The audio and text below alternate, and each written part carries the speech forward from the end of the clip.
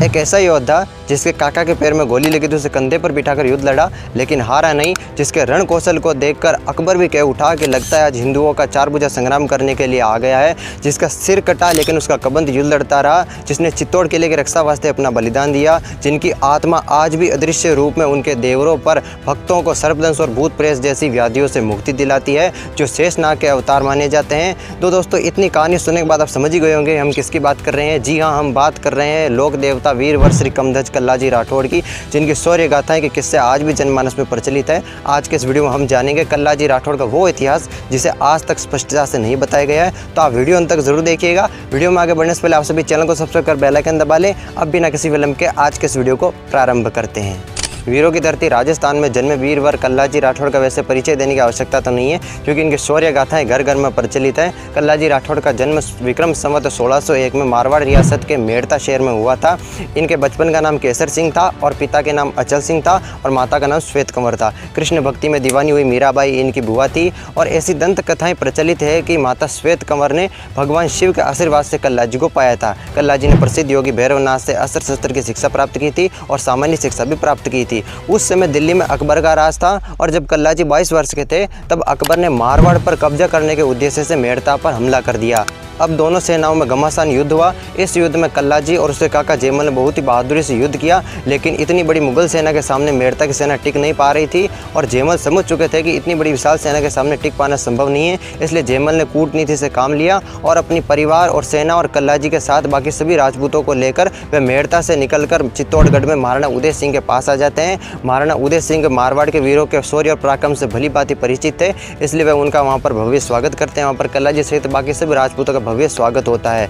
धन्य जननी जन्मियो कुंवर कल्ला राठौड़, आन बान पर घर छोड़ियो आयो गढ़ चित्तौड़। महाराणा उदय सिंह कल्लाजी की शौर्य वीरता और उनके पराक्रम से भली भांति परिचित थे, इसलिए वे कल्लाजी को एक महत्वपूर्ण कार्य सौंपते हैं। मेवाड़ के एक क्षेत्र रनेला, जिसे रुंडेला कहा जाता है, वहाँ पर चोरों का बहुत ज़्यादा आतंक था। इसलिए वहाँ पर शांति स्थापित करने के लिए महाराणा उदय सिंह कल्लाजी को वहाँ का जागीरदार नियुक्त कर देते हैं। तो अब कल्लाजी चित्तौड़ से निकल कर रनेला आ जाता है और वहाँ पर आकर देखते हैं कि यहाँ पर चोर गायों की और कन्याओं का बहुत ज़्यादा अपहरण करते हैं और पैसे भी चुरा लेते हैं। इसलिए इन सब चोरों का नेता था गमेती पेमला। तो कल्लाजी गमेती पेमला को पत्र लिखते हैं कि वह जनता को उनका पशुधन और उनके रुपये पैसे और उनकी कन्याएं वापस लौटा दे, लेकिन गमेती पेमला ने स्पष्ट मना कर दिया। तो उसके बाद कल्लाजी युद्ध की तैयारी करते हैं और 4000 राजपूतों के साथ कल्लाजी भोराई पर हमला कर देते हैं, जो कि गमेती पेमला का गढ़ था। और इस युद्ध में राजकुमारी कृष्णा कंवर भी कल्लाजी का पूरा साथ देती है और आखिरकार गमेती पेमला मारा जाता है। लेकिन इस युद्ध में राजकुमारी कृष्णा कंवर और कल्लाजी दोनों एक दूसरे की वीरता से बहुत ज़्यादा प्रभावित होते हैं, इसलिए दोनों एक दूसरे को परिणय सूत्र में बंधने का वचन दे देते हैं। इस प्रकार कल्लाजी गमेती पेमला के जैसे डाकुओं से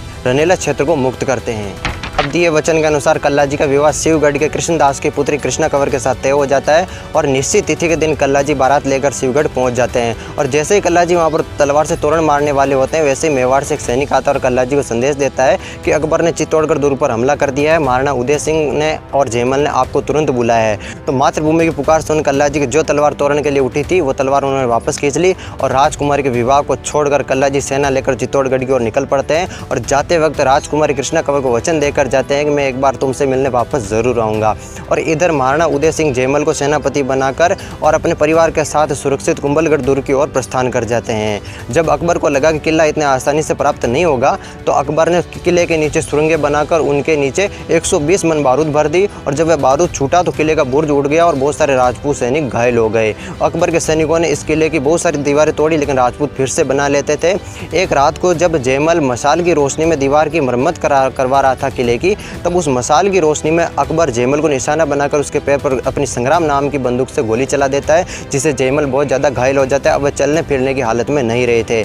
सेनापति के घायल हो जाने से पूरे दुर्ग में शोक की लहर छा जाती है। शाही सेना के बढ़ते दबाव और किले में अन्न की कमी होने से और बारूद की कमी होने से अब आखिरकार जोहर और साकी का फैसला लिया गया और आखिरकार 24 फरवरी 1568 के दिन सभी राजपूत रानियों ने गंगा जल का पान करके अपने सभी प्रियजनों से अंतिम बार मिलकर गीता सार का पाठ करके और हिंदू धर्म की रक्षा के वास्ते 13,000 राजपूत रानियां हंसते हंसते जोहर की अग्नि में समर्पित हो जाती है।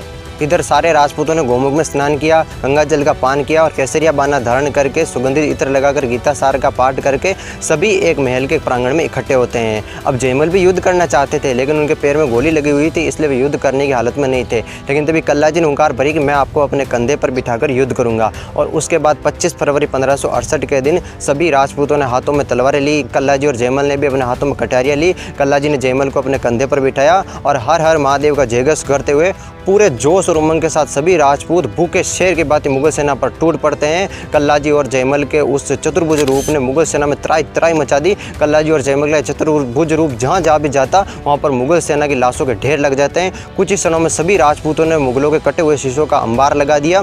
कल्लाजी और जयमल के चतुर्भुज रूप के रण कौशल को देखकर अकबर भी कह उठा, लगता है आज हिंदुओं का चार भुजा खुद संग्राम करने के लिए आ गया है। इस युद्ध में जयमल बहुत ज़्यादा जख्मी हो जाते हैं, इसलिए कल्लाजी जयमल को भैरव पोल के पास बिठाकर युद्ध करते हैं। और जब कल्लाजी युद्ध कर रहे थे बहादुरी से, तभी पीछे से एक मुगल सैनिक उनका सिर काट देता है। तो कल्लाजी का सिर काटने के बाद भी उनका कपंत युद्ध करता रहा। कल्लाजी के उस कटे हुए कपंत के बिना सिर को देखकर मुगल सेना में हाहाकार मच जाता है। मुगल सेना भाग खड़ी होती है और कल्लाजी इस युद्ध में बहुत सारे मुगल सैनिकों को मौत के घाट उतार देते हैं। मतलब कि कल्लाजी इतने बहादुर योद्धा थे कि उनका सिर कटने के बाद भी लड़ते रहे। और कल्लाजी इस युद्ध में हाहाकार मचाते हुए मुगल सेना को धूल चटाते हुए वह कल्लाजी का वो कपंत लड़ता हुआ सीधा रुंडेला जा पहुँचता है। और इधर माता कृष्णा कौर को जो पता चलता है कि कल्लाजी ने मातृभूमि की रक्षा वास्ते अपना शीश अर्पित कर दिया है और अपने दिए वचन के अनुसार रुंडेला में उनसे मिलने के लिए आ रहे हैं, तो माता कृष्णा कौर 16 श्रृंगार करके रुंडेला पहुंच जाती है और वहां पर आकर देखती है कि कल्लाजी का वो बिना सिर का कपंत नीले घोड़े पर सवार होकर माता कृष्णा कौर के सामने आता है और माता कृष्णा कौर के सामने कल्लाजी अपनी देह त्याग कर देते हैं।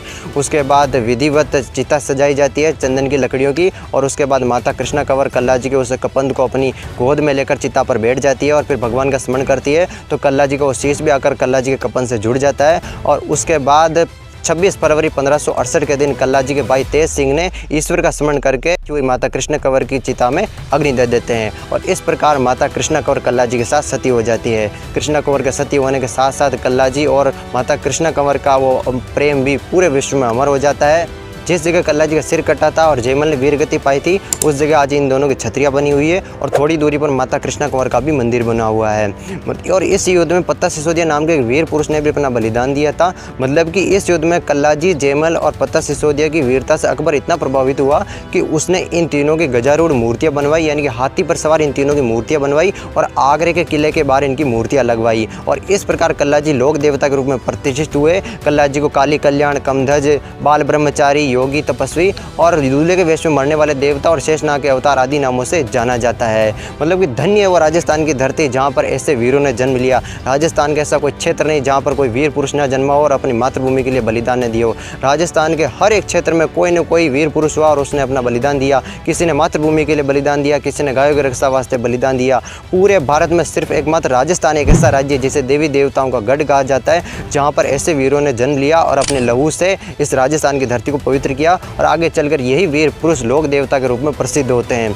तो दोस्तों ये था लोक देवता वीरवर कमधज कल्लाजी राठौड़ का इतिहास। आपको ये इतिहास कैसा लगा मैं कमेंट बॉक्स में जरूर बताइएगा और अगर आपको ये वीडियो पसंद आई हो तो इसे लाइक करके अपने दोस्तों के साथ शेयर कर दीजिएगा और इसी प्रकार के वीरों की कहानियाँ जानने के लिए आप हमारे चैनल को सब्सक्राइब कर लीजिएगा। तो चलिए मैं मिलता हूँ ऐसे किसी नए विषय नए टॉपिक के साथ, तब तक के लिए सभी दर्शकों को राधे राधे, जय श्री कृष्ण।